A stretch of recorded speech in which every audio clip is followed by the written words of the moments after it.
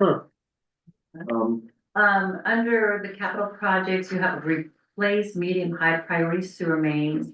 And it looks like it varies, and I'm just curious what, like 1.4, 1.7, 1.3, 1.2, 1.3. Just curious how you decided on that.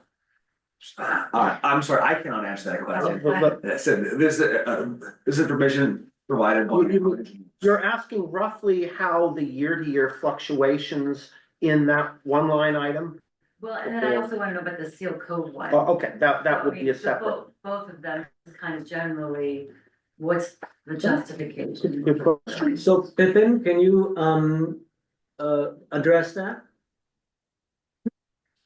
I'm sure I can give kind of a high level answer to that. Generally, my name is Pippin, just to back up, Pippin Cavagnaro with Montara for quite a number of years working with the sanitary side of the project for the district. So we, as just pointed out a little bit back, that the rates don't always aren't always increasing each year, or if they are, they might not always increase the same amount. So we have a couple factors to balance. When we look at projecting forwards, we look at trying to balance how much cash we have available against individual projects. And individual projects, because they're segments of infrastructure, you can't necessarily replace exactly the same amount of money every year, if you will, because certain pipelines are different lengths, or some years we are trying to accomplish what do you call pump station repairs, and the different there's almost 20 or 13 major pump stations around. I think that we have like on the big ones along the coast that you might see like the pump house at First Street over by the Montara State Beach, for example. If we have to do a large chunk of work on a larger station like that's a large capital expense that has to be saved up for. Also, there are other budget items that we're trying to plan for out into the future. And that is this alternative bid items on the bottom. Some of the larger projects, again, there are chunks of money we'd like to spend, and we can't necessarily tackle those in just the sections divided up by the dollar. So if you have to do a certain reach of pipeline to get a Caltrans permit, that might have a larger expense. So anyway, what we do just in the background, we are looking forward to different areas of pipes and trying to come up with those numbers. So that's why these numbers are not just rounded out numbers. We've been trying to put effort into looking at specific projects out into the future. And we do that based on inspections and based on routine meetings with SAM each year. They clean these pipelines. So when they identify issues, then they meet with us, and we look forward trying to get those into the schedule. So I hope that helps. Did that basically answer your question? Just a follow-up. So I think what a lot of the people in Seal Cove would love to see is to be able to get on a priority of like mitigating the issues, like you have the line for emergency Seal Cove repairs instead of having emergency Seal Cove repairs. It would be great if we could come up, maybe work with you all to come up with like flexible lines, like start like in this lines. This Yes. is on the lower side, you will see that line item. Oh, not at all. It's not. So yeah, in the water side. So this is the sewers. And so to be direct about your second part of your question, I apologize for not answering that. The Seal Cove emergency repairs, those lines that we're carrying along here are not taking into account this current emergency. These are pre-emergency. This Right. is, we plan and have planned for a number of years to fix. If you go back through our budgets, we have a special line item for problems in Seal Cove. So we just, for example, some weeks back before this recent emergency, we had to do repairs to a pump station on Madrone Street. There have been various issues where we've been dealing with over in the parts of Seal Cove closer to airport. So these numbers are numbers that are based on repairs that we have made and that we expect to make, but these are not taking into account some of the comments that Clemens has made regarding what additional measures may have to be taken on the sewer system based on new findings with geologic reports.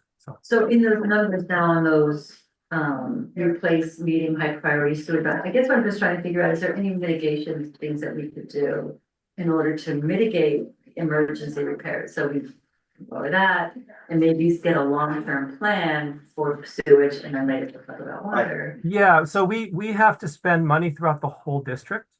Okay, so each time we do a repair, we look each pipeline, we look at the conditions in the pipeline. We look at the type of appropriate materials to replace it, or upgrade it or rehabilitate it. We almost always are looking at pipelines, materials that are more highly durable because of the different types of soil movement issues in Montara. So that is true on a district-wide basis. It's not specific to Seal Cove. So that is an ongoing process. Yeah, I'm pretty sure the board would very much like to have this well thought out understanding of what the best way is to spend money now and get results. The major difference is the long-term planning here involves sewer pipes, which in principle can last 100 years. If you put them in the ground in Pedrock and Upper Montara, they just stay put. So how to design infrastructure for a place which is moving is a new question. I don't know anyone else who has to deal with this, and now here it is. So it's going to happen somehow, but I don't, right now, we're just doing the keep the ship on a dead course, toward the horizon. This meeting is not about solving that problem, but that problem will work itself way into this. Yes, Brina. Question about CIP projects. So is there like a time at which this finance committee makes recommendations about CIP projects, or which committee does the Maybe it's the whole board. recommendations regarding CIP projects occur? My understanding is that major decisions regarding how much money to charge or how to spend money are made by the board as a whole with massive amounts of public input. That is not the job here. The job here is just to make the numbers line up, pretty much. Okay, if so I just, Oh, yeah. If I can add to that, so nothing in this budget, this is the public agency budget, very different from, anything that from private settings. There is no approval in this budget, meaning this is not the authorization for X dollars to spend X dollars in this category. Okay, so all of these projects have to come back for specific approval to this board. So you see right now a replace medium high priority sewer mains of $1.45 million.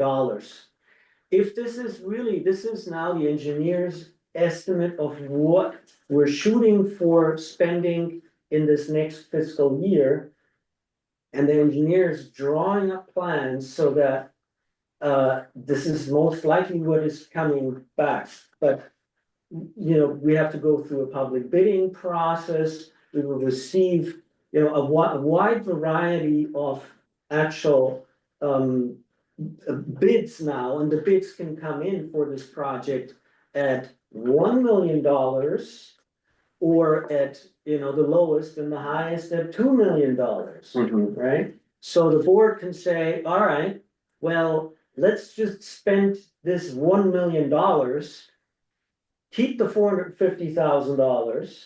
And by the way, these budgets are zero-based budgets, meaning that the $450,000 are just going into reserve. They're not going anywhere else, but just going back in reserve. Or the board can say, wow, $1 million for a project that we thought it costs 1.5. Great prices, can we take advantage of this and see if they can do more work for $450,000 in other areas that we didn't plan and take advantage of having a cheap contractor on site. So that is hopefully clarifying your question. That helps. I'm trying to understand the process for this district, because it is different than boards I've served on. And so in the past, when a district that I served with had CIP projects for consideration, there was a whole list of CIP projects presented to the board as potential CIP projects. Then there was a process where the public could give input on the CIP projects they thought should be prioritized. The staff would provide information about why they thought certain projects were really important or whatever. And the board would weigh in, and it was, a specific meeting that was like a workshop where we went over the whole CIP list of projects, and those projects were then prioritized. How does this district do that process? Do you have a meeting where you specifically address CIP projects, invite the public for input, provide education to the public about various projects, and there's like a real process going on? Because there may be, and we just didn't know about it. Catherine, you've been around here longer than anybody. What's your understanding of how things They're work? handled at board meetings. Okay, So there isn't any real process like what the Harbor Commission does or did in the past. Like I said, every project is coming back to this board, and is being discussed and approved at the board level. So there is the chance to weigh in by the public on. Per project. Per project, yes. the idea of comparing apples to apples over the long term is a nice one. It's something I've talked with people about. It's a great idea for long-term planning. My understanding is that particular lens hasn't been used here, in great part because most of the infrastructure involves what kind of pipe of how many inches is how far under the ground. And that isn't usually something where the public has that much knowledge. So to the degree that most of our capital improvement things are deeply technical, long-term infrastructure, I can understand why it would happen this way. But at some point, we might like to create an alternative additional lens like the one you're describing, but I don't think we can do it now. And I understand that we are talking about very technical information, so I get that. I totally hear your point on that. And I agree that's an issue, but I think that when there are concerns about equity and you have a district with various divisions within it, and some divisions feel that they're not being treated fairly and other divisions are getting more of a priority. Whether that's true or not, if it is a public perception that that's happening, Gotcha. those are the things that need to be worked through in the CIP meeting that the public's invited to. Your point is, I think, that we have a system which evolved over a few decades where essentially there weren't any places which had that much more needs than other places. The idea of equity, I don't think, has been a deep divisive issue in the history of Montara and Moss Beach. And now Mother Nature is providing us an opportunity to work on that. But it will take a little time because we've been doing stuff very well on a slightly different premise for a long I time. think equity is off the budget agenda, and Oh, yeah, I have yeah. given up one appointment Yeah, already. Yeah, that's why we're not talking about it now. So at some point, once we believe Peter, we approve this thing, or we have reviewed it and we essentially bless it, but we don't take action, right? Well, There's no action, not there's no action. Right. I trust Peter. I don't believe him. I Well, don't yeah, argue yeah. with him. Yeah. Words have meaning. All right, what else do we need for now? I'll proceed. Okay, so that was sewer CIP. Going back up to the summary, after that, I said, we have our debt service pieces, okay, so we are running with that, this is just our expectation for the next fiscal year for interest and principal. Okay, I'm going into water. Water sales, oh, so, What are the- same,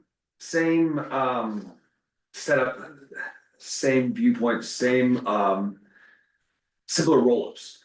From here, okay, so. The big item that you'll see here are our water sales, $2 million. We have budgeted these as flat because we're kind of waiting for just this meeting to have the discussion to see what do we expect. And this is not something that can be as precise as we have for our sewer fund. They said we have a software which goes in and calculates the increase and our expectation and for what types of connections that we have and gives us more or less a number that we can expect. We don't have that for water. Water is far more difficult. We've had years where we've had rate increases and seen that we collected less revenue just because of the way our water tiers are structured. We don't have as much control. And control is not the right word, but it's just trying to forecast what we are going to collect in water revenue is extremely difficult. We said because of the tiered water system, and we do not have. Well, so we have our set fee, but that's a small portion of what we're collecting. So because of that, we are anticipating a rate increase of 9%. But that 9% increase does not give us the expectation that water revenue will increase 9%. My understanding is that as you increase rates, people often use less. As you encourage them to use less, they also use less, or maybe use more. And the mixture of all these prediction things just mean that what happens is gonna be off by 5% one way or another. You can't keep. Yes, there's been years where we've been extremely close, and I said we are proud of ourselves in a certain way. But there's years I said where we're not as close. I said we have a tolerance of, and when I necessarily have a tolerance, but we try to be within 5%. Is our goal. I said because I said we know that this drives many different factors. So with that, I see we have a hand raised. Do you want me to take questions now? It's Mr. Broderick. Oh, I didn't see it. I showed. Sure, oh, okay. Mr. Broderick, yes. Well, maybe it was an accidental hand raise. I have a Simple, question. simple, quick question. So Yeah. water is gonna stay roughly the same as it did last year. So just in my area, I've known of maybe 2 homes that have been abandoned, but another 4 maybe that have been connected. So if that's going on in the rest of the district, there's more water in need for the housing that has been built. Is that a fair assumption? And how do you equate houses that are going offline and houses that are coming back on and using more water? Thank you. Good question, Dennis. Let me just see that I put this in my own words. So first of all, what Peter was saying is, we're not gonna leave the water sales number at $2 million. This is just a placeholder for the number that we will have to come up with that we plug in. The way on the sewer side, we have a very specific way of calculating the sewer service charges because it's based on the consumption of the prior winter's usage. So we have all the numbers, we can do the math, and it is a complicated process, but it spits out an exact number. On the water side, it is just an estimate, meaning what is the volume of water? We have tiered structures, so that means if you use a certain amount in tier 1, it is charged at a different price than if you use a lot of water and you get into 2nd or 3rd tier, there's a different price associated with it. So it's very, very complicated. Or it's impossible, as we say, to just do the math and say every household is going to use X water, because it depends on factors like the one that you just described, Dennis. It depends on how many new users do we have? it depends on what is the weather going to be like. And that is probably the major factor that we really have to consider here. Are we in a drought? Is there messaging from the entire state to conserve water? Or are we in a wet year where people are gonna maintain their vegetable gardens through the summer? So this is really, what we're saying here, the $2 million, we will have to look back at past years. And we'll have to essentially create this number artificially, and it is only an estimate because that's the best we can do. But we have actually experience doing this, and like Peter said, are getting within, single digit percentages, so we're really fairly accurate with this process in coming up how our water sales number changes throughout the years. And the big advantage that we have here is that we don't have a lot of commercial accounts. It's all over 90% residential accounts. It's not a lot of bed and breakfast usage. These are people that live here, all year round. So we have a very stable water consumption. On top of that, everybody in the district is very conscious about water usage. And does a great job in conserving. So that's, by the way, another one of these factors that we see. Conservation is throughout the years increasing. Folks are switching their toilets to low flow toilets, better washing machines, et cetera, et cetera. So this is playing all factors. And what we have been seeing roughly is that we are raising prices slightly, but the income always stays the same because of, the conservation and other factors where we ultimately may sell actually less water if we, increase prices. Okay, no, I'm worried, Catherine, you said you have a hard limit at some point, and I wanna make sure we do what we really need to I do. will stay here throughout this meeting, Oh, but okay. in general, these meetings have been, an hour and. Yeah. Yes, well, exactly. All right, Just really quick, could you give us the number of water customers compared to sewer customers? So I can give it to you roughly, it's about 1,750 water customers and around 2,000 sewer customers. Thank you. all right, what else do we need to know? Well, do we want to use this venue to come up with a number? In place of the $2 million water. Right now, we have a placeholder of $2 million.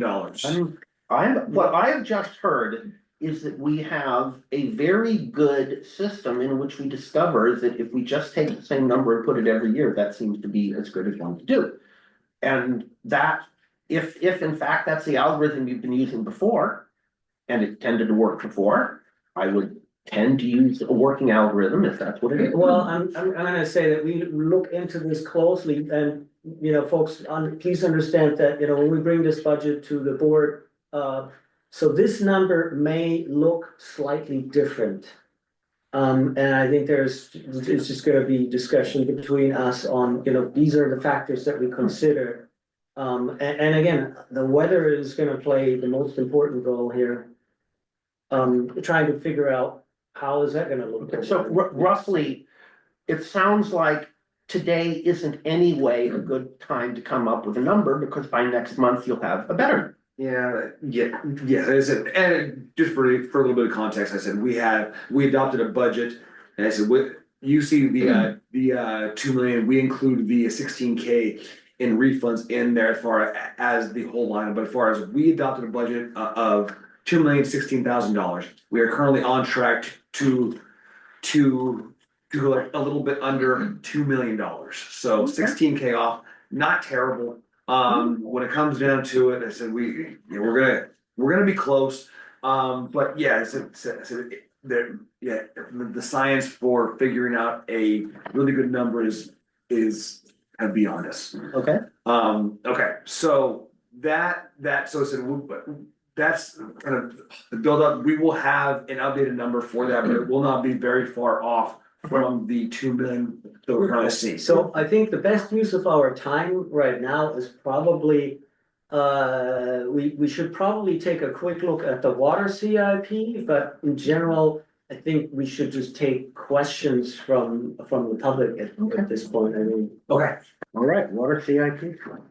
okay, so, sorry. I have a water CIP question. So do I too. All right, guys. Let's, could we have Peter talk about it and then we can go to the questions? Said we're gonna go right to it, going now to water CIP, I'm gonna display on the screen, and you guys have it in front of you as well, but, we're gonna have water CIP.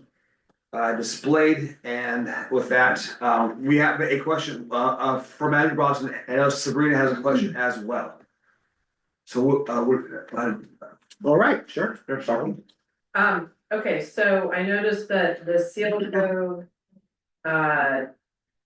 Seismically active fault adaptation project. Well, the first thing I wanna point out is that we aren't seismically active in seal code, so that's not an appropriate name, but I think I know what that's for. No, I absolutely agree, Sabrina, and I think we need to rename this because, we are not really, getting Seal Cove adapted for any seismic activity here. Okay, That would be completely unpayable. Yeah. Good. So we are, and I wanna be very specific here. There is not a single dollar spent on doing anything to protect Seal Cove from seismic activity.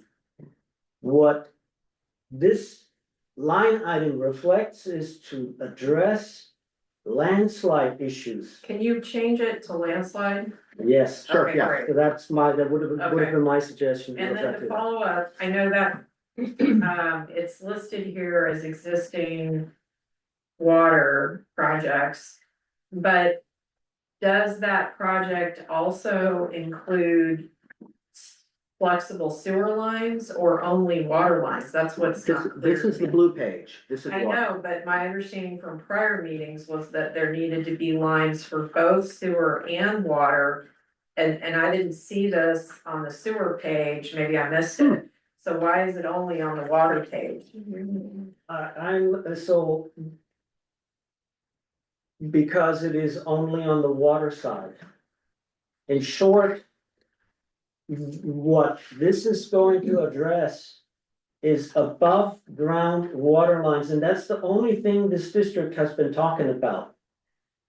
We have not talked about above ground sewer lines in any form.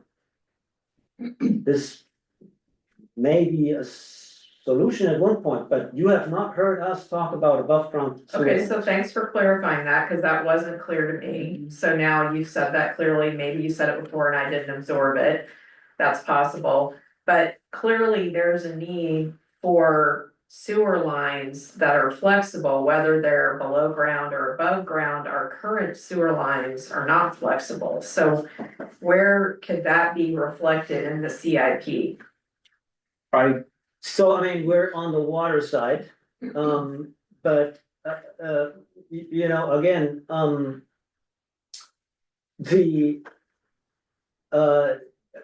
there is going to be work possibly required to protect, you know, the district sewer facilities from further landslide erosion. Okay, but this does not involve private laterals at this point. Well, I'm talking about the main, which I consider completely public down all of La Grande and other streets. Although I see on that map that we got from you guys that you're calling it now partially private, partially public. We don't know where that came from or when that change was made. Nobody was notified about it. So there's a lot of confusion. So from our minds, it's always been that the main line is entirely public. So can that main line be added to CIP so that it can be changed to a flexible line?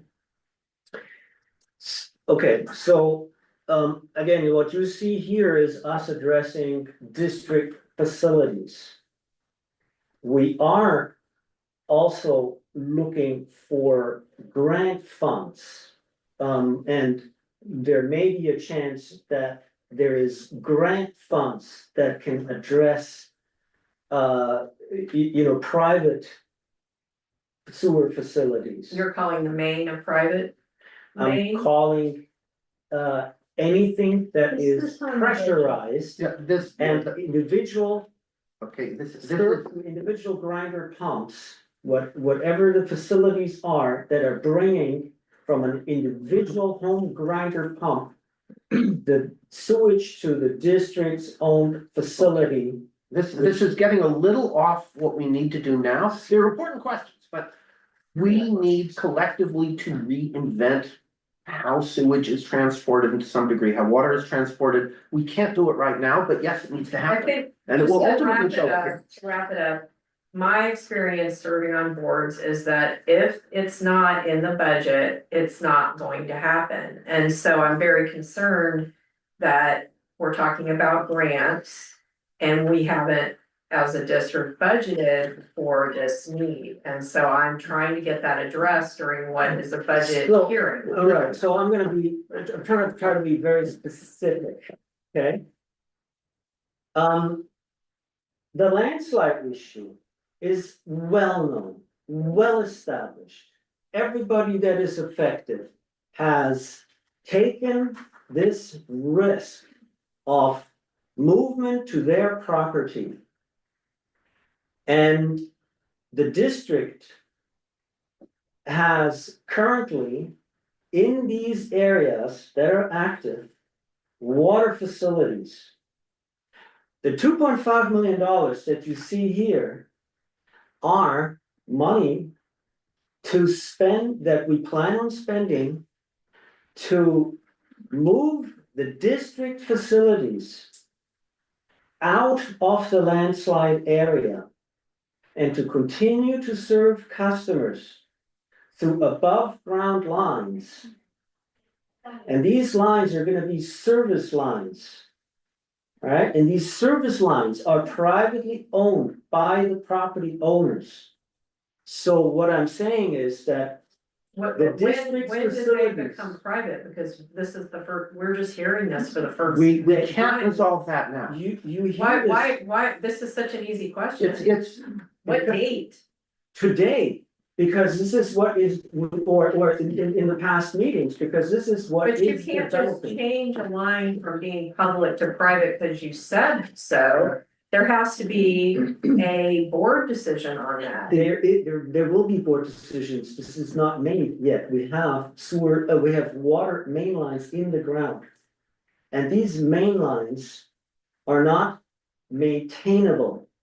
We cannot maintain these facilities in these areas, it's technically not feasible, it is impossible to maintain these main lines in these areas that are I so understand, heavily I understand affected. your point. This is very far afield from what I we're understand doing. your point, but if This is it's getting being argued discussed as- as Yeah. if these lines have already been made private. Alright. When the I would main like lines- to jump in and table this for another time. The question of which line was declared to be owned by whom at what point in time involves maps. And involves legal documents, and involves a lot of people around a table, some of whom might even be attorneys or real estate people. Have you we requested can't- that? We can't possibly do that right now. It's an important thing, it needs to happen. Are but you we- going to request that? Ultimately, I know it will happen. But just magically, or you're gonna That's ask- why I'm talking about getting people into a room, but it's not this room and it's not right now. Chair Salkin, we have four hands raised. Andrew Boston, Richard Tabor, Lana Witt, and Sabrina Schultz. I believe my monitor has them ordered, so the first would be Okay. Andrew Boston. Can I? Oh, by all means, yes. Andrew. Hey guys, thanks for doing this and thanks for hearing me. Yeah, since we're on the water capex, or sorry, what are we calling CIP? I had Yeah, a couple of comments. The above ground pipeline proposal, I think people will get comfortable with that. But where I've seen doing research, I've seen this in really high risk zones like Palos Verdes, where they're seeing landslides move 5+ feet a year, not the 1 to 3 inches we've seen in Seal Cove. So I think it's an acceptable interim solution while we work towards stabilizing the slope and developing a more permanent fix. But a little bit of commentary on it. I think the district should retain ownership of the pipes up to the individual property boundaries, not as what was discussed, because homeowners can't really be expected to maintain pipes in public easements or carry liability for water supply infrastructure in unstable terrain. Otherwise, it is a stealth abandonment of a public water main, which we believe to be more than 50 years old and due for a full replacement. Our public information request to confirm the age of that pipe has constructively been denied, so we don't know the age of the system. And looking at the cost on it, I calculated kind of like the 165,000 per home, or loosely 1,650 per linear foot of above ground pipe. Seems like a multiple of what it costs to bury electric, and a multiple of what it costs per square foot, not linear foot, to build a home. So I guess my comments of this CIP, comparing it to the sewers CIP, it seems like we're trying to prioritize water investment over sewer repair, and it's really. I couldn't get OpenGov to give me access to detailed financials, so I pulled the prior board meetings. The biggest expense year in the last 5 years, it looks like it was 300,000 on Seal Cove sewer, and it looked to average around 75 to 100K. We're trying to move that from 150K to 50K here, which we're talking about 100 grand, which is less than one home connection on the water pipe, like materially less. So I'm wondering, if we're just prioritizing water investment over sewer repair, not because the need is greater, but because the visibility and regulation around water makes it harder to walk away from. So I think kind of thinking of those conjointly is the right way. And it'd be nice to have a clear line item for ongoing sewer infrastructure replacement and maintenance, kind of knowing the age and known risks there. You're right. There are huge asymmetries between water and sewer, and we need to talk about them.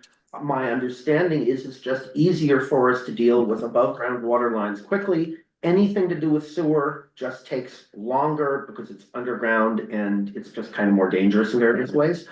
So yes, we need to get all of these things stirred together and find the best solution.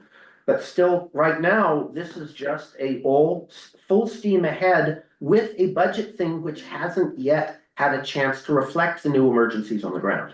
So what we're doing tonight is kind of like saying last year's plan is up and running and we will add to it soon when we know what to add. Richard Tabor's. I just wanna, Andrew, just wanna say that, you have not asked for the age of the pipelines. Someone else did. We got that request yesterday. We have not denied any information. We will respond to your request and the other people's requests. So I don't appreciate you making up stuff, Andrew. I'm saying constructive. And I would like of the 9 requests we Excuse have. me, I'm speaking. Yes, ma'am. Thank you. Thank you very much. I would like to add that we only became a water district in 2003. Any previous record you might want to request from RWE or Citizens Utilities. That's helpful. Because they were serving the district up until August of 2003. Or whatever month it was, I think it was. Good reminder, I'd forgotten that, yes. All right, so. One point before moving on, it does seem like funding isn't the issue, at least on the sewer side. We're well over $1 million over the high watermark reserve budget.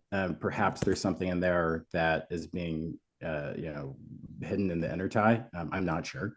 I don't understand how that process works, but I do think that seeking there looks to be some Coastal Commission LCP grants, and then the disadvantaged community through the State Water Resources Control Board that might help on the isolated community front.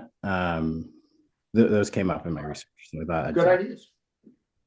Yeah, thanks. We are very active on that front, Andrew. I'm not sure if the disadvantaged community would be counting here, but we are again, looking at all types of grants and are submitting what we can and are, very hopeful that there is some funding that can pay for the individual homeowners, because I'm gonna repeat, this agency cannot spend funds for individual homeowners. We can't, it would be gift of public funds. We have to spend it on projects that serve the population and not individuals.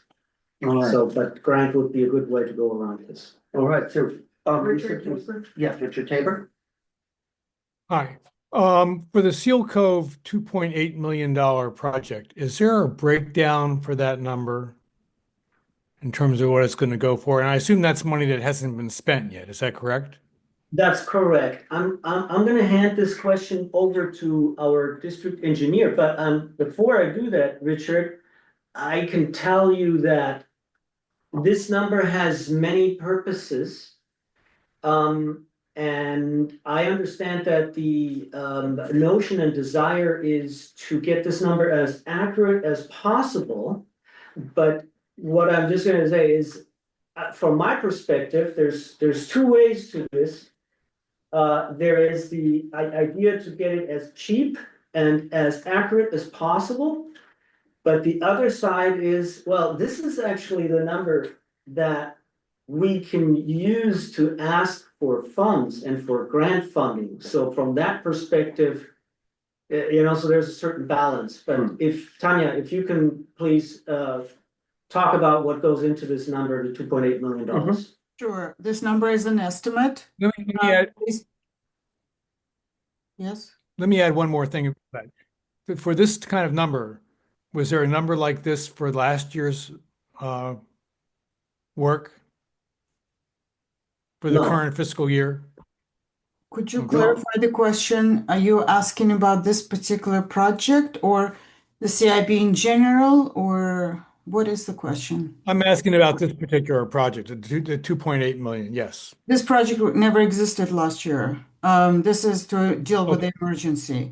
And the price tag is high because it's an emergency. And we can't anticipate what we're just trying to deal with how we're gonna do it, what we're gonna do.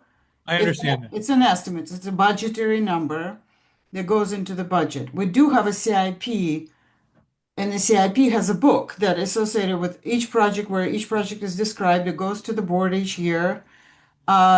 It hasn't gone to the board yet. It goes with the budget. And this project was never in the CIP. This is addressing the emergency. All other projects, if you focus on the following fiscal years, all other projects that are definitely needed, a very strong need for infrastructure improvements, also described in the CIP, have been moved. They didn't disappear. They just disappeared from the next year's CIP. We were planning to do a storage tank rehabilitation program. We wanted to start on it. So that got delayed to now 28, 29. There's a emergency generator program. We also canceled it for next year, or proposing to. We only left very little seed money, 130,000 for repair and replacement of the existing water mains as needed, and the water conservation program. And that's it. There's nothing else in the CIP but this project as far as major projects go. And the reason it's at this high and the reason it's there is to deal with the emergency situation. Thank you. Okay, but I assume there's line items that were in the planning for this. Is that correct? There's two more on screen first. Tanya? Yeah, I don't understand the question. I'm sorry. To arrive at that amount of money, you would need to have some idea of what you're doing, and so there would be line items that would add up to that amount. We're asking about those line items, I believe. Yes, Yes.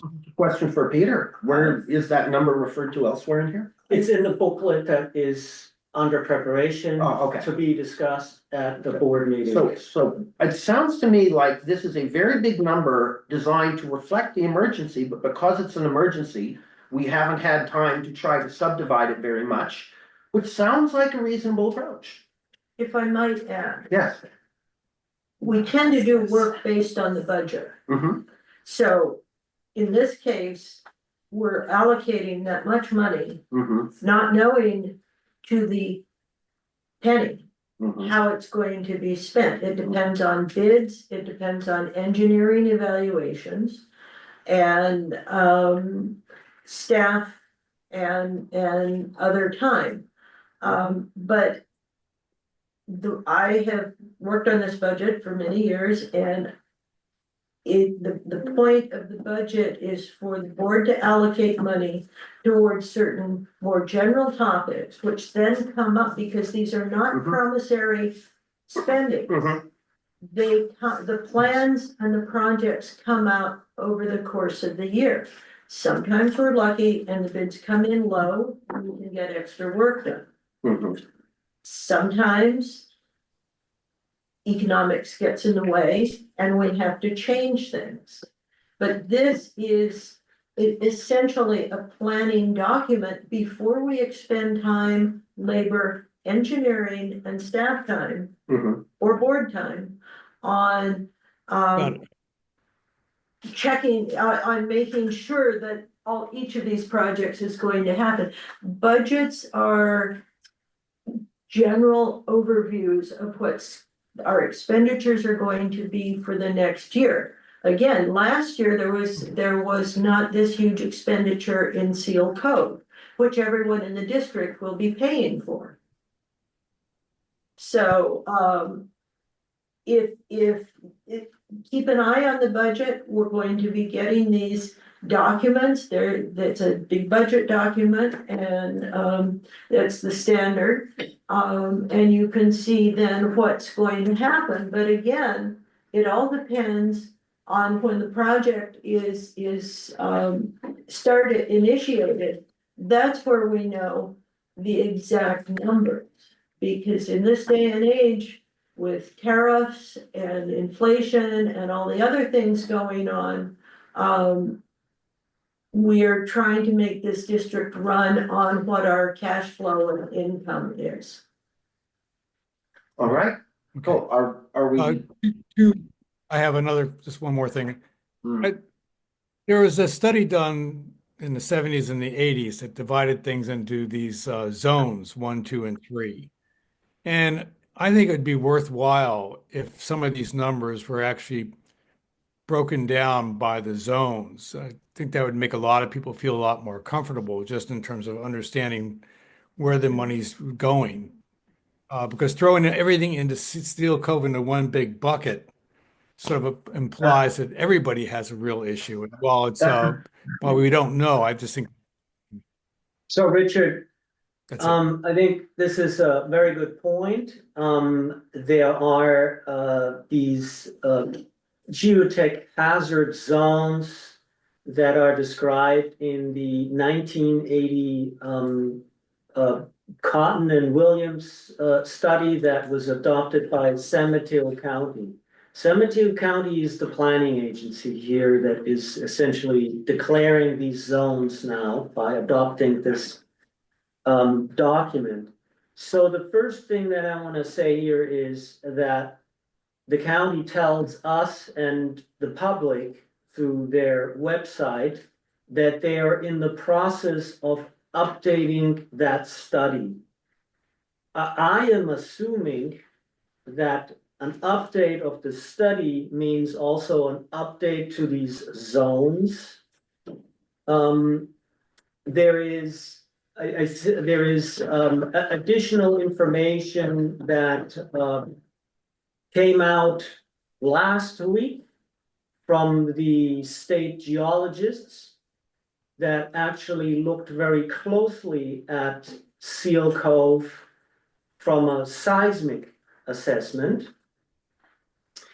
And so if you look at that, seismic assessment, we're not talking landslide now, but there is a clear relation between the seismic active Seal Cove fault line, or, being part of the San Gregorio fault system, and the landslide.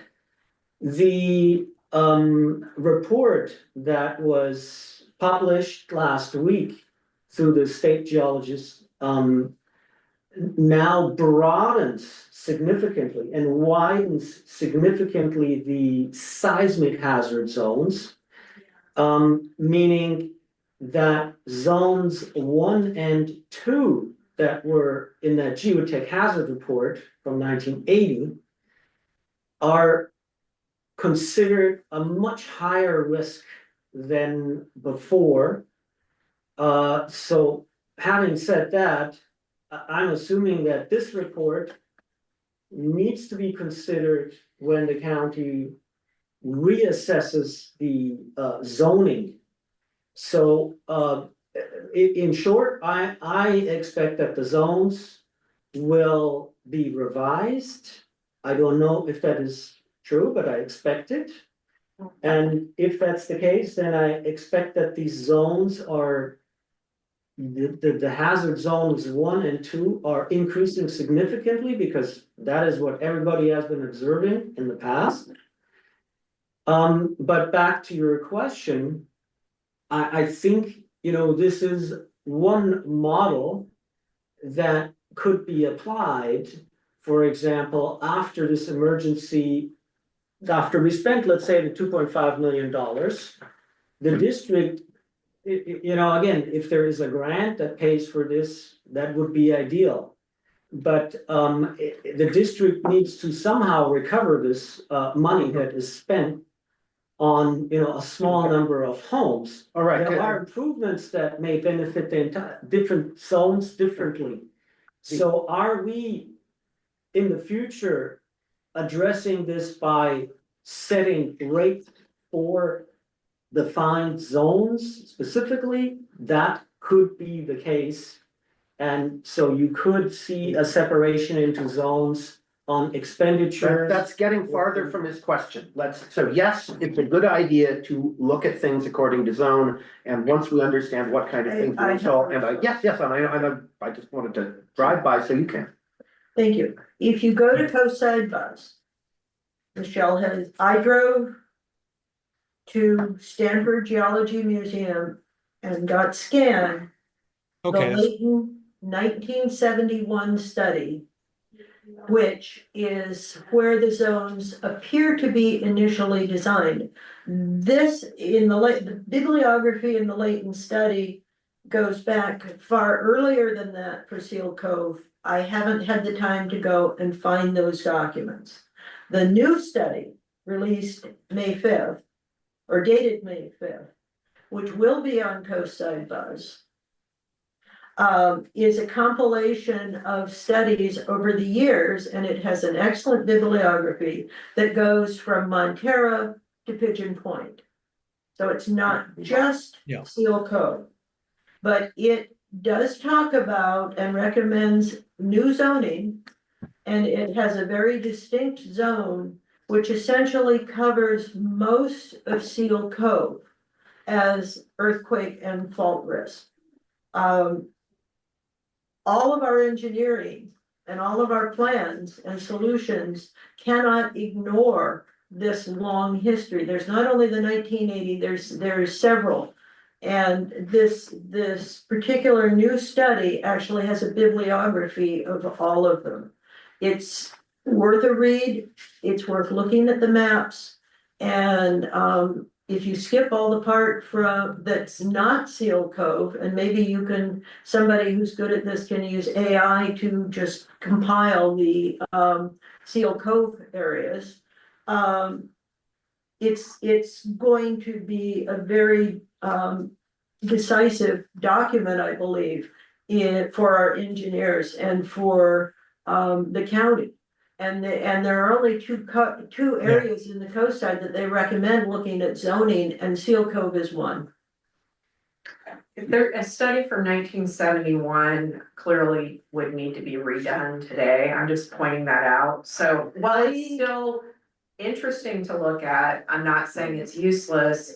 I'm saying that if we aren't doing a comprehensive study based on the situation today, it does offer limited information. Also, I think Offline. you're not a geologist. Nor are you. And nor am I, and so providing the information to people is great, that's something that the public can get online, they know how to do that.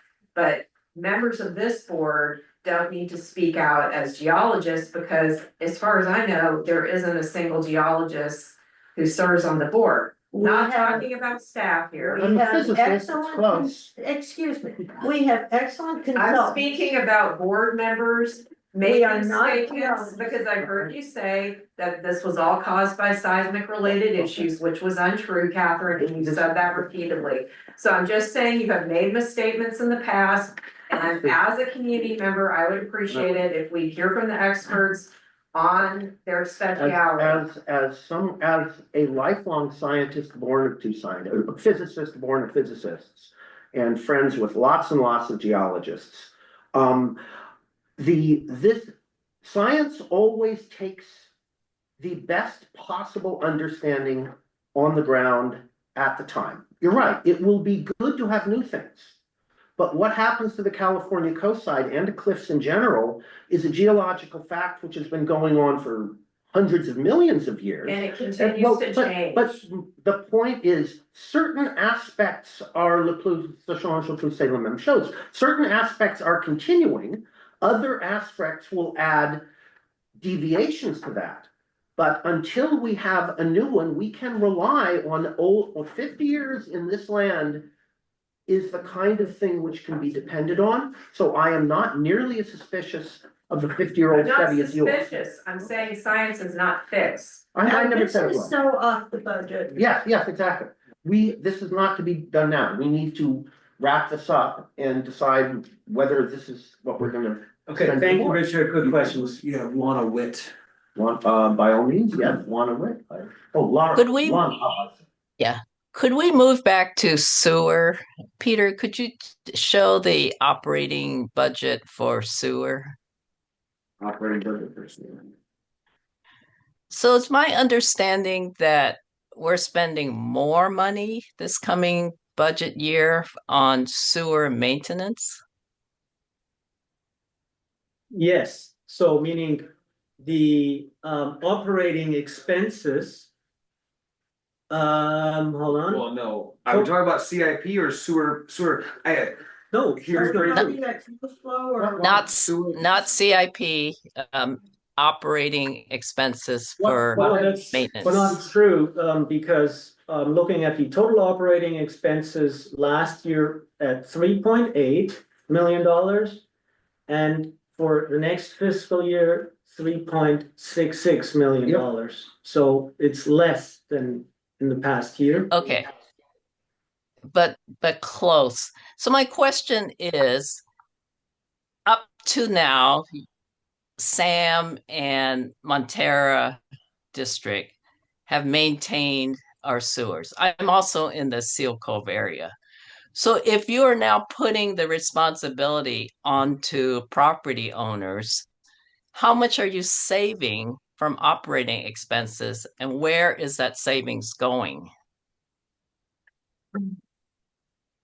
So, you see this sewer authority mid-coast side number of $2.536 million. There is the vast majority of that amount is actually our share to treat the sewage, meaning it's the actual operations and maintenance budget from the sewer authority mid-coast site that we're paying for. A smaller amount of that, and Peter, you can pull up this, or just tell me what the detail is, but a smaller amount of that in that $2.536 million is the maintenance that we are receiving, or is the collections contract The collections contract is essentially the money that this district, Montara Water and Sanitary District, spends to hire a contractor to maintain sewer facilities. $261,000. $261,000. So that is the pot where I think that you were referring to. So you're saying if we don't maintain facilities in Seal Cove, I also want to be specific. We are maintaining all public facilities in Seal Cove. And Could you define what private facilities means? Can we get a definition? it is laterals or pressurized lines, so it's all, I mean. We have a definition in the code, and I'm happy to send that to you. Okay, but it's essentially laterals, any pipe you need to get the sewage from your house To the main. to the district-owned sewer main line. I think, and I'm gonna help Lauren if I can, like, I think the confusion we have is what the lady from Mosby Distillery said, so I'm on the drone.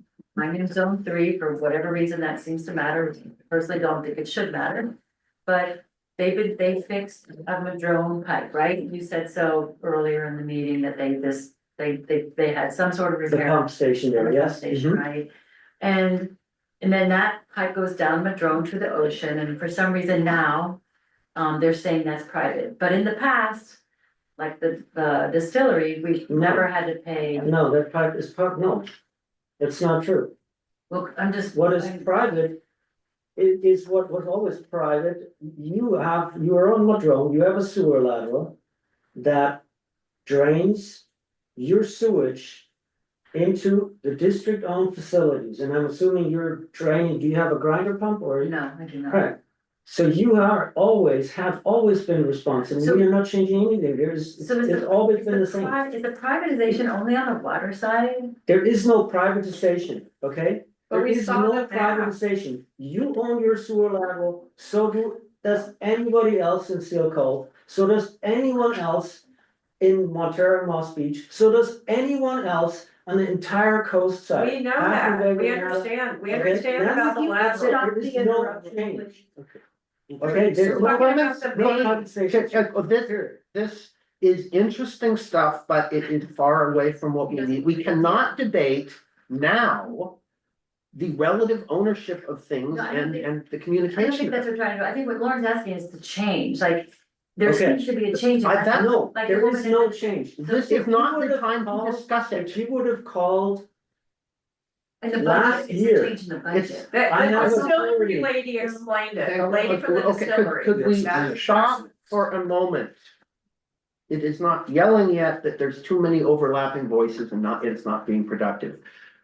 There is clearly an enormous amount of confusion about which lines are formally owned versus operating in which ways over decades. Obviously, there's a lot of confusion. There's no possible way for us to talk things like this and mention streets and this, no. This is an interesting thing. It will not lead anywhere. We need to look at things and understand what our information sources there's are. also Meanwhile, I would already- like to end a finance committee meeting so that we can all go do other things. This is not a productive use of our time. Sabrina Schultz is next. Yes, Sabrina, sure. Oh, hello. Well, I know it's not a productive use, but hey, can I ask a question around the lateral thing? You know, because mine, I know going from my driveway to the street is my responsibility. I understand that. And that's what's called a lateral. So it goes from like iron and it changes into like a terracotta. So a couple years ago, I'm not sure who the person was at the office, but there was a list of people who might be interested when you guys are doing your infrastructure updates around here to have like maybe a Sam come out and blast. I want to blast that thing because mine is, old and degrading, and I do want to change it, but it was a cool idea to like have the folks that were out here offer to do that service at a relatively, reasonable price. So that it, so that I don't have to deal with like an outside company or whatever. Is that still happening? Because some guys just came out a few months back and asked to verify that I still wanted that done. And I said, yeah, of course. And then I just hadn't heard anything. So do you have any update on that? Okay, so first of all, you own the lateral from your house to the district facility. Yeah. Okay? And that always includes the portion in the public right of way. So it does not stop at your property line. And that is true for everybody in this district, for everybody on the coast side, okay? Yeah. All right. Yeah. And then I you don't- guys were gonna contract with Sam to do maybe a list of folks who need it done, just to have Yeah, it. so what this is when we have a sewer improvement project. Yeah. And we have a contractor mobilized. What we're saying is that anyone who is interested in getting their sewer lateral repaired, or generally that would be replaced, because that's the type of technology that the contractor that we bring in can do.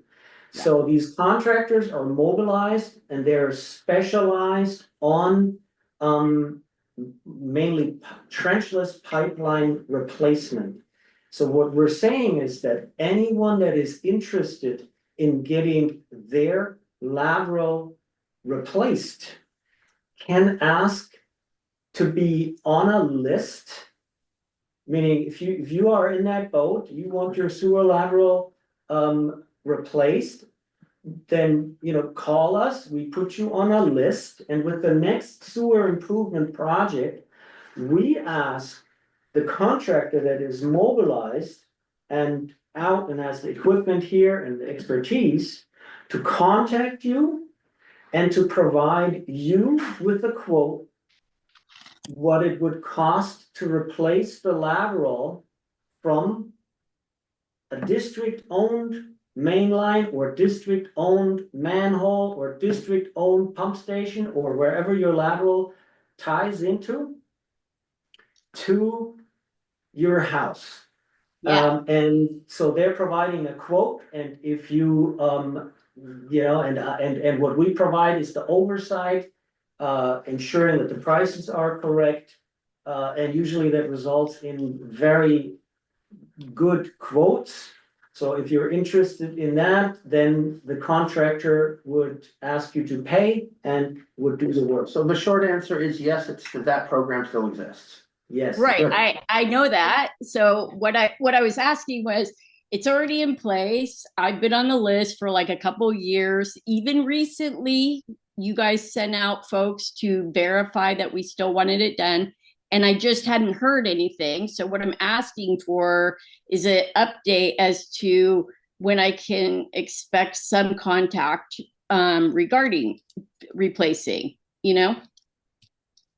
if you have any information around that. Is there I don't have any information at this point, but if you are letting me know your address, either maybe send me an email with your address so that. Okay.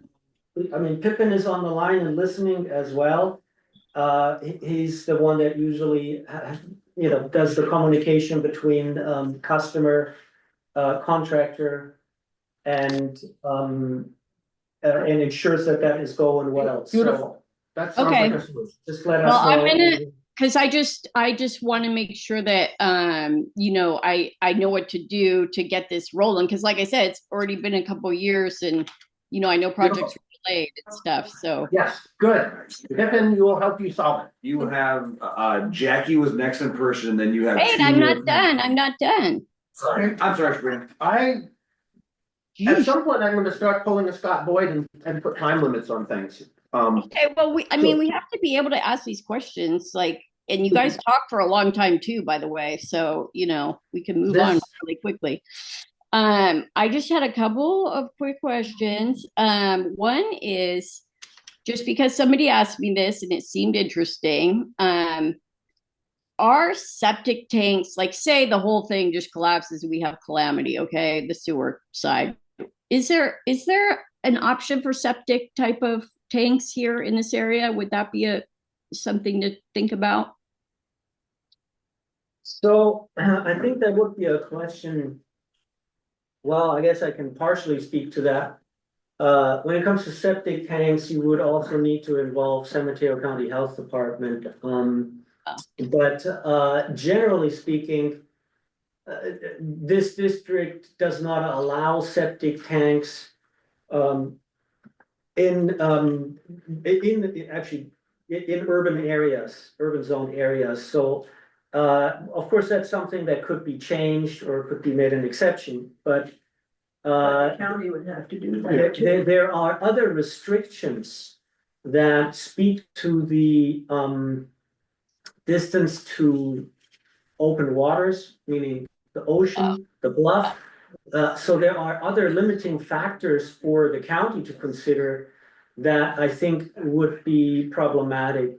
And then I'm just gonna say, you just asked me about what about ongoing, water leaks, and I explained to you that's not the case, but you're now looking at introducing exactly that. You're introducing water into a zone that has a problem with water.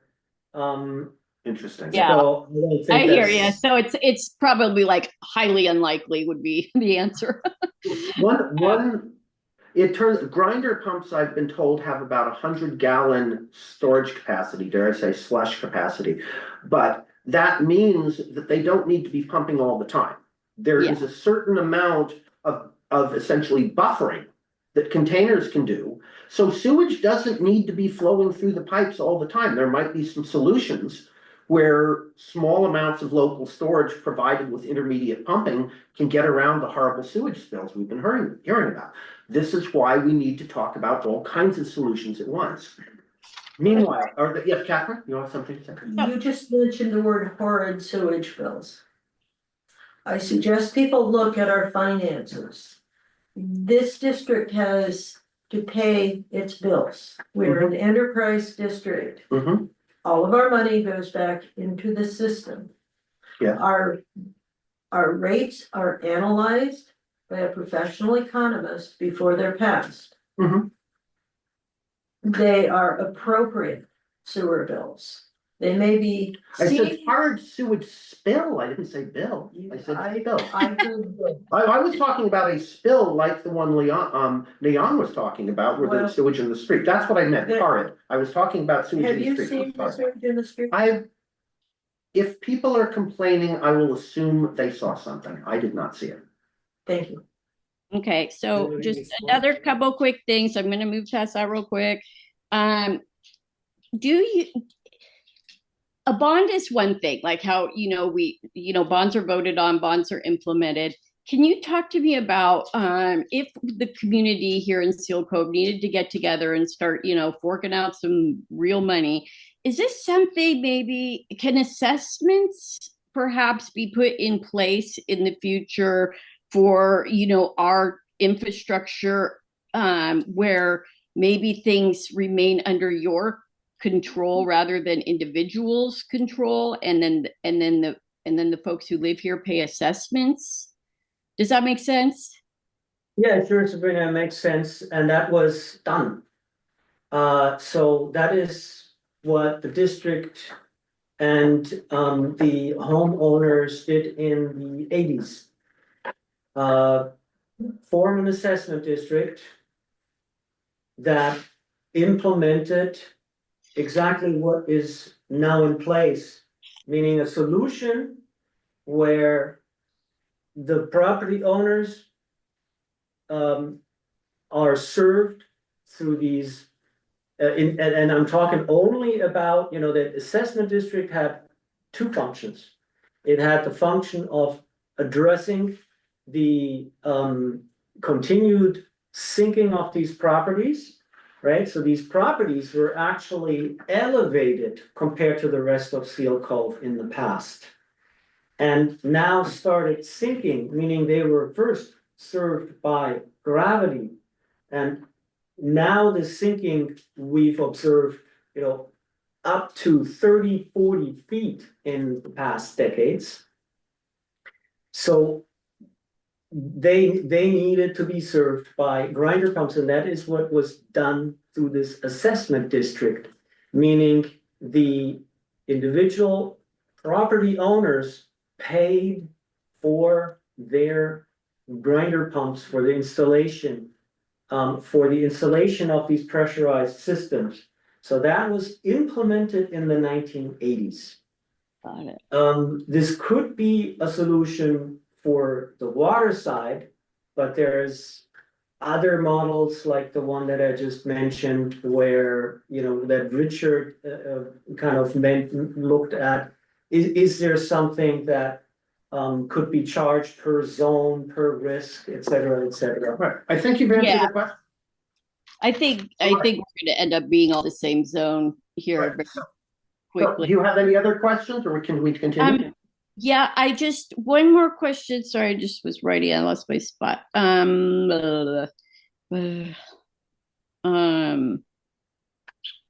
Oh, just one question from a couple of folks. See if you can answer this with like yes or no real quick.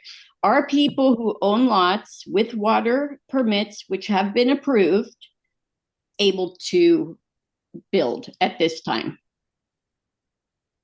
So we have a temporary hold on permits. On new permits. On new permits, and that hold specifically excludes any permits that have been issued.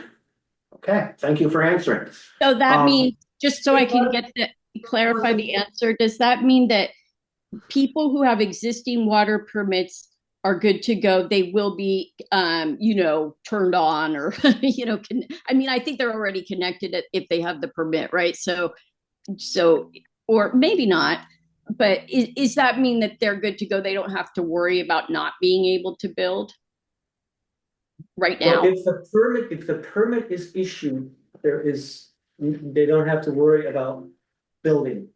Okay. If the permit is not issued at this point, I'm gonna say they have to wait 6 months or a year. I think before they can come forward with asking for permits, meaning we have to address the situation. Yeah. And I think what's very important here for us is to understand how is the county thinking about, issuing permits. Yeah, for sure. Okay, that was, you answered it. That's what I needed Right. to find out. Thank you. Thank you. Okay. Catherine, you looked like you. No, Yes. I'm waiting for the speakers. Okay, your next is Jackie. Just a super quick question, and it has to do with your laterals. It sounds like there's something positive here. You mentioned that people could maybe pay for their laterals. Really easy question. If I decided, hey, why not? Why wouldn't I pay for my laterals? It's a reasonable expense. Is there like this massive improvement? I mean, I think everybody on this call would love to know, like, wow, I could, improve this and mitigate the risk if I replace my lateral. You mentioned something about, you look at me like you don't know what I'm talking about. I'm not sure if I'm trying to understand the question, You so. said we could get on the list, like. Yeah, if you are looking at replacing your lateral, if there is a need to do that. So that's my question. If there's no need that I know of, Well, I mean, if there is, I'm just gonna say, if there's no need and you want to know, is it a mitigation? Is it a risk mitigation by doing so? In other words, is it worthwhile to throw some money in and say, yeah, I can mitigate my risk? If it's a flexible line, I mean, again, I don't know why people would replace it. So the sewer lines that are in the ground are generally, there's some flexibility to them already. Okay, so they're not like the pressurized water pipelines, that have literally no flexibility and are essentially breaking with any movement. If, again, I'm gonna say, if there is a need, if you can prevent, something, if you understand that the system is stressed, meaning if you're aware of any movement, for example, if you have concerns, my recommendation would be to hire a plumber and have the plumber televise your lateral. It's not that expensive. I'm just gonna say probably around $300. and have them tell you, is it okay, is it not okay, and if it's not okay, Okay, you good. come to us and you ask the plumber, can I wait 6 months to a year? And the plumber says, yes, I it's see. not a So it's problem. really, it's not necessarily a huge improvement, is what you're saying. It's only if you think there's some risk of it. Right? Yes. Okay. Yes, Thank you. site specific. yeah. Okay, you have Lana Witt back, and then Richard Tabor is after Lana. I didn't get an answer to my question. So over the last few months, there's been several repairs on La Grande as well as on Ocean near my house. So I know your crew has been out servicing our broken pipes. So my question is, if you're going to put that responsibility onto the property owners, which we are surprised at, because up to very recently, our pipes were serviced by Sam and Montara Water. If you put the responsibility now on us, how much are you saving and projected savings, and what are you doing with those savings? Okay, so I think your question is why it's not getting addressed. Meaning we are out there fixing, the water lines that are breaking, and we will continue doing so. The project that I'm saying is capable of resolving this situation for the next decades on the water side, right, is the above ground line system.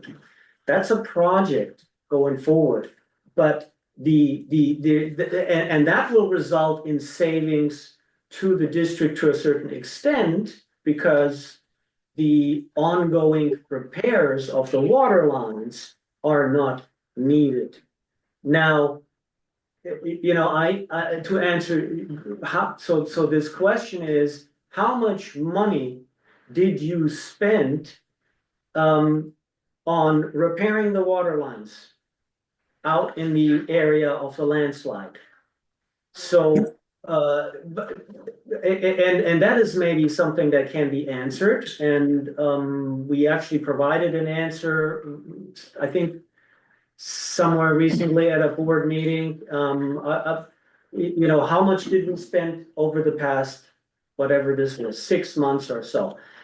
The problem is that we've seen it accelerate, and we've seen a lot more of these breakages. Okay, but again, the problem is what you're saying is there is some sort of a change, and that's not really the case. There is no savings for the district. The savings, we are hoping to not have to spend a lot of money, because we're seeing increased movement, and if we put the solution in, then we're saving that amount. So the problem is I think in your question. Yeah, That's why I our can't- accounts are not. Clemens, I was asking about sewer. Yes, so sewer is in essence the same.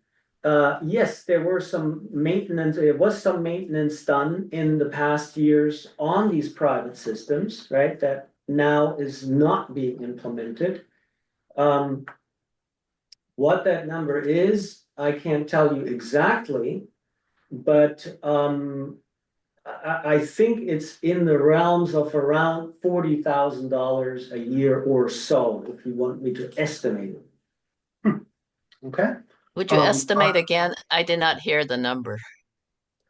I'm just estimating that it's probably around $40,000 that the district has spent for 17 homes that are affected. So 40,000 per year typically, is that what you mean?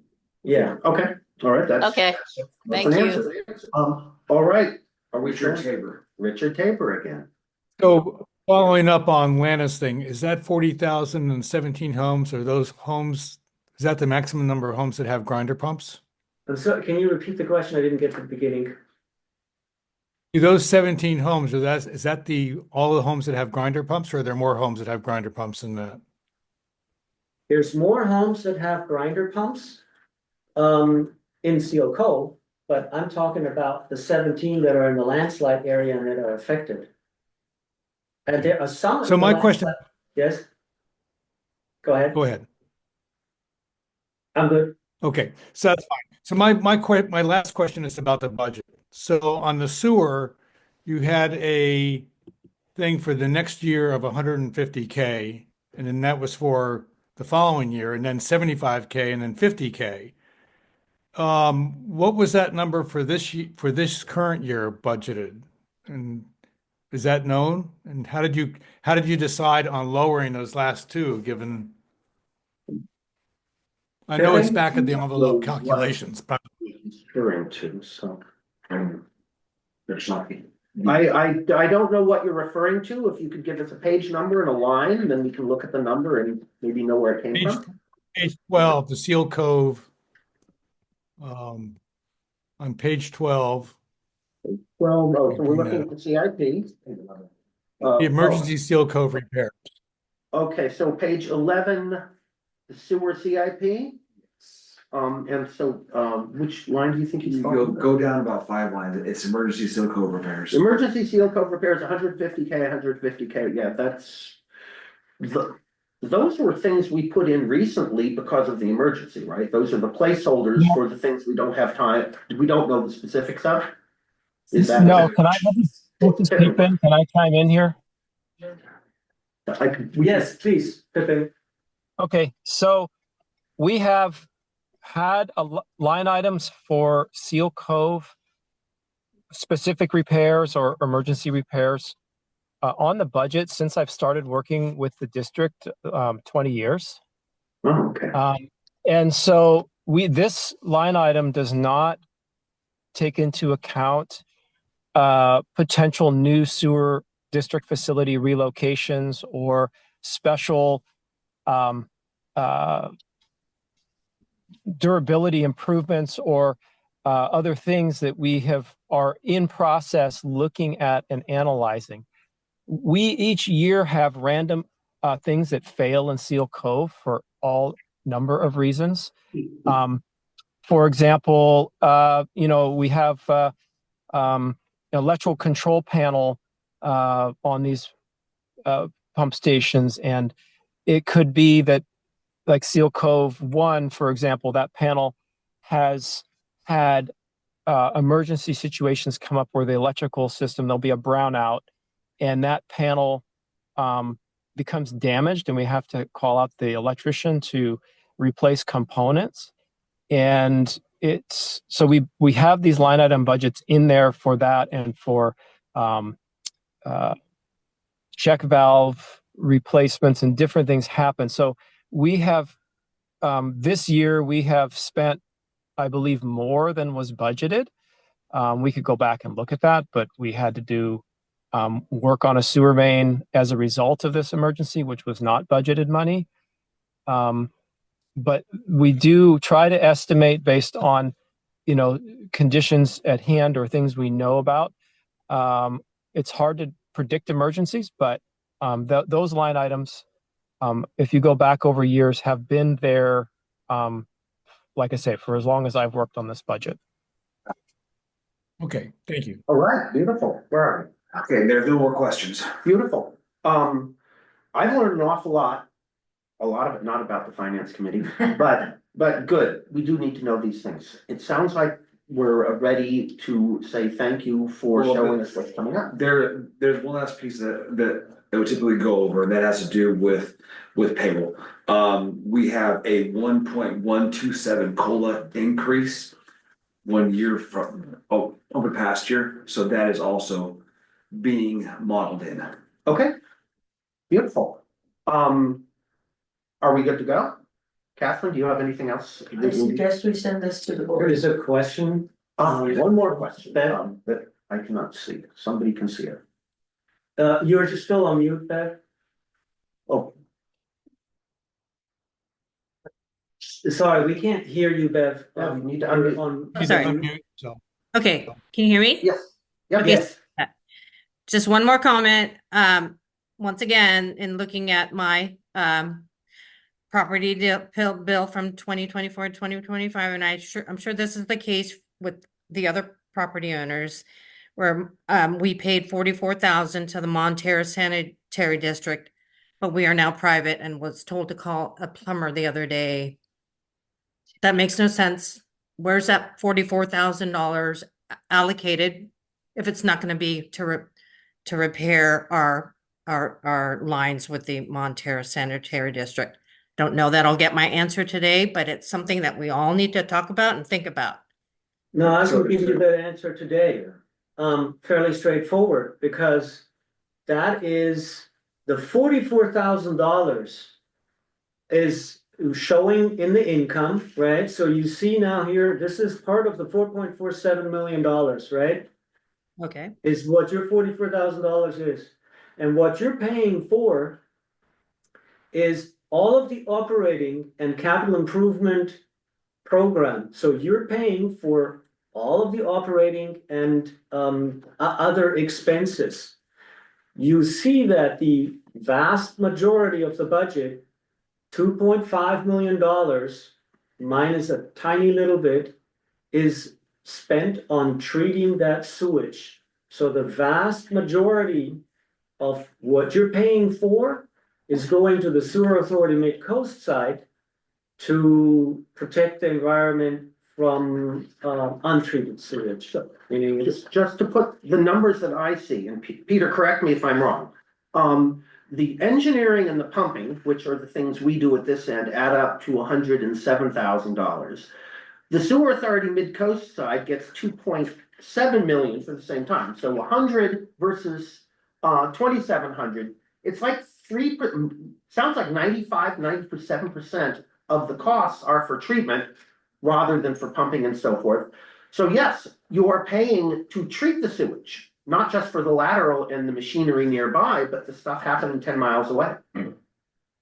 But we've all along been we've been able to call and have our lines taken care of and repaired and addressed. But now suddenly this year, that phone call on Sunday, okay, we are no longer going to be covered for repairs and have to call a plumber. So, and we weren't properly notified. It just doesn't feel like it's right that we're suddenly being thrown out there to take care of this on our own.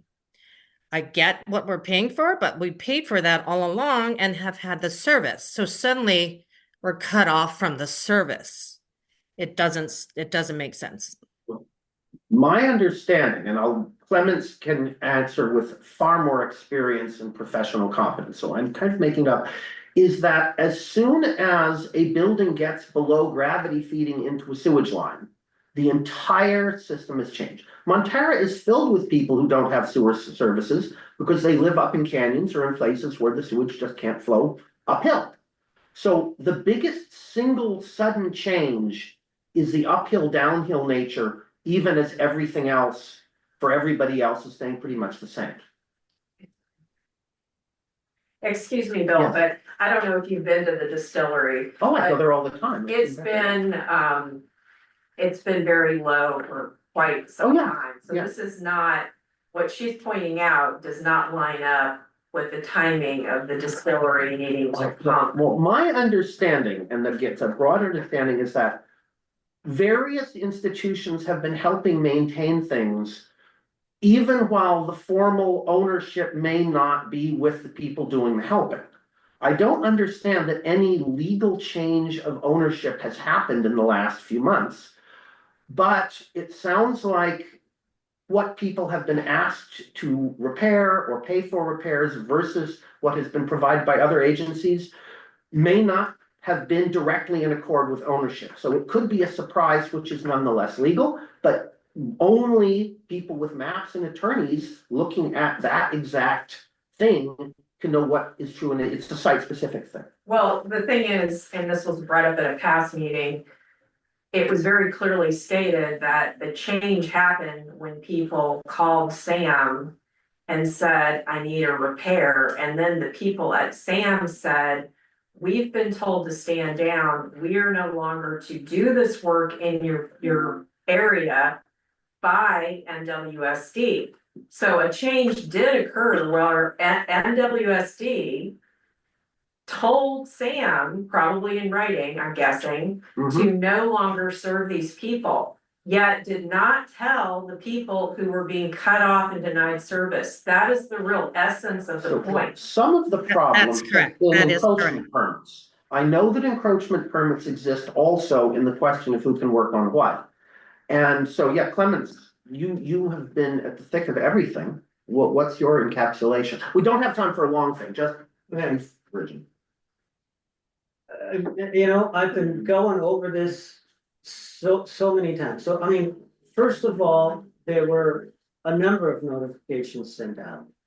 Second of all, no ownership change was, it is done here. The system was put in place by the owners in the 80s, okay? The district has in the past helped some of these property owners with their maintenance, and that is not feasible. And it is not fair to anyone else in this district. And with this emergency, the district is unable to continue to help these 17 individuals that have been receiving a lot of money from the rest of the public. Including, you mean the distillery restaurant? Including the distillery. And so thank you for clarifying that, because I think that's the clearest we've heard it. I think the problem for the property owners is that when they purchased their home, they were expecting How? to receive Why? that service. No, they were not. No realtor is going to tell you, and you own the lateral up to the main line for any property out in the Well, because street. they were already receiving the service, so. No, Yeah, because they that's did. not, it's not something that's somewhat. This is now getting off what we can resolve here. Something, everybody in the district bought a house.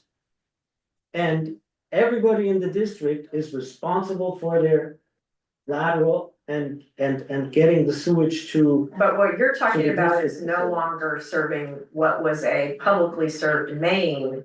And they expected that main would be served because when they bought the house, that main was served. So that's the point I'm trying to It's really make. the main we're worrying about. We're not So talking you're about. saying the realtor told them that this main line or that this section. It's a of pipe reasonable, is served? it's a reasonable But no, expectation. the realtor did not tell. Excuse me, them. it doesn't matter. what the Hey, I'd like to add a little bit of I'm order just here. afraid.